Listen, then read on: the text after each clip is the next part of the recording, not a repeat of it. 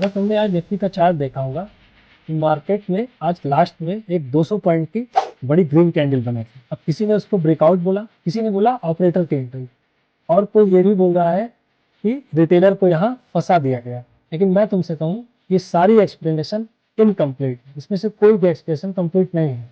आज हम एनएससी का एक नया रूल ही नहीं देखेंगे, बल्कि हम एनएससी की ये जो नई प्राइसिंग मैकेनिक्स आई है, इसको हम डिकोड करेंगे यहाँ पर। और वीडियो के एंड तक आप खुद डिसाइड कर पाओगे कि ये जो कैंडल बनी थी आज वो टेप ब्रेकआउट था या एनएससी का नया प्राइस मैकेनिज्म। आइए स्टार्ट करते हैं। आपसे क्वेश्चन है, आज का निफ्टी का चार्ट आपने देखा होगा। चार्ट में क्या हुआ, ऐसा क्या हुआ, पहले तो मार्केट जो है 24,574 पे 500 के लगभग 570 के आसपास जो ट्रेड कर रही थी, बट लास्ट के 15 मिनट वो 200 पॉइंट का ग्रीन कैंडल जो बना वो आखिर था क्या। ये देखिए, ये 200 पॉइंट का ये जो बड़ा सा ये 200 पॉइंट का ग्रीन कैंडल बना और जा करके मार्केट 24,774 पे क्लोज हुई।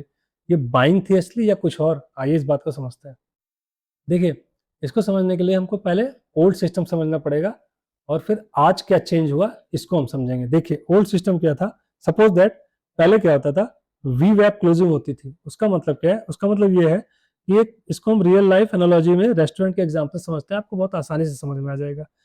रेस्टोरेंट में समझ लो, आपको दिन भर में जितने लोग आए, जितने कस्टमर आए, उन सब के ऑर्डर को हम क्या करते थे, एक एवरेज लास्ट में जब मार्केट क्लोज होने वाली होती थी उसमें एवरेज निकालते थे। सपोज दैट फुल ट्रेडिंग जो है आपका डे है 9:15 से स्टार्ट होता था और 3:15 तक चलता था। लास्ट 30 मिनट पर वी वैप से हम लोग प्राइस को निकालते थे।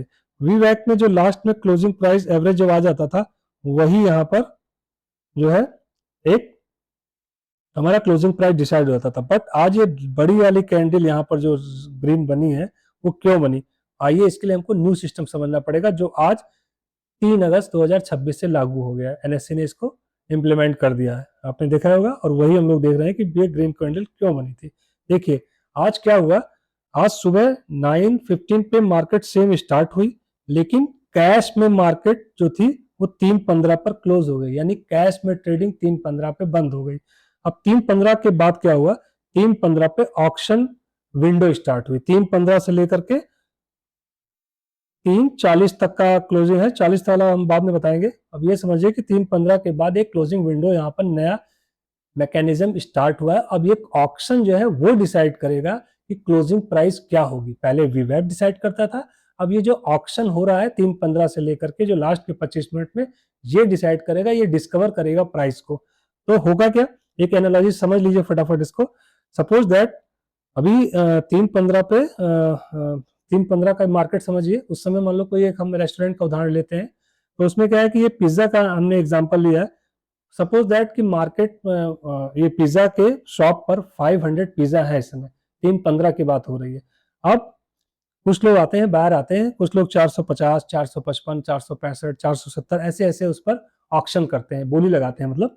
तो होता क्या है कि ये जितना भी जो है मोस्ट मैच प्राइस ये मार्केट डिस्कवर करेगा बायर और सेलर, यानी कि जो ऑर्डर बायर की तरफ से आएंगे और जो सेलर की तरफ से आएंगे, यानी 500 यहाँ तो सेलर 500 ही है, तो ये बायर के ये जो ये ऑर्डर है उनको सुइटेबल प्राइस है, जो मैक्स प्राइस मैक्स क्वांटिटी पे आ रहा है। यानी अगर सपोज दैट एग्जांपल के थ्रू करते हैं, 460 प्राइस अगर लग रहा है कि ज्यादा से ज्यादा लोगों के 460 प्राइस आए हैं, तो वो उसको जो है ऑनर उसको एक बेस्ट प्राइस मान के 460 डाल देगा। ऐसा ही सेम टू सेम यहाँ पर होगा, वो ऑक्शन डिसाइड करेगा, यानी कि जो ऑक्शन विंडो है उसमें ऑर्डर जो आएंगे उनमें बायर के और सेलर के प्राइस मैच होंगे और वो डिपेंड करेगा। तो डिफरेंस यहाँ हमने क्या समझा, पहला जो सिस्टम था वो वीवैप डिसाइड करता था, अब जो नया सिस्टम आया ये ऑक्शन विंडो जो आई है नया, ये प्राइस को डिसाइड करेगा। अब इसके क्या इम्पैक्ट होंगे रिटेलर्स पर, इंस्टीट्यूशन पर, हैजर पर, मार्केट मेकर पर,